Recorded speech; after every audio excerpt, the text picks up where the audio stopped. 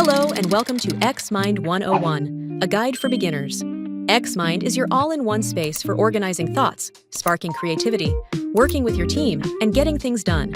In today's video, we'll start with the basics and show you how your ideas can take shape and keep growing.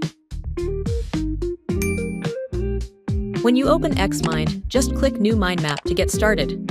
Choose a blank map from the Basic category, which includes 8 different structures, each with its own logic and layout. If you're not sure where to begin, browse templates to find ready-made maps and get inspired.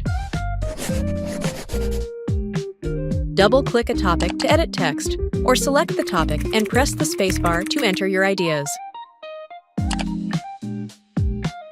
As the starting point of any mind map, the central topic stands for the core idea. Main topic is the first level of branches around the central topic. Subtopics are the child topics of the main topic.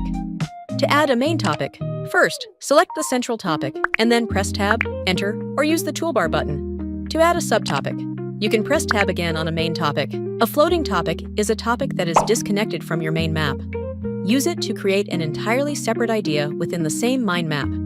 To create one, double-click on a blank area, or right-click and select Insert Floating Topic.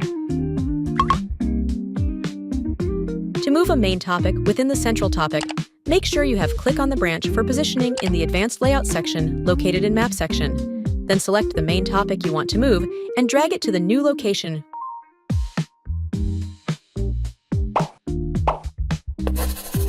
Once you finish your map, you can share it with others.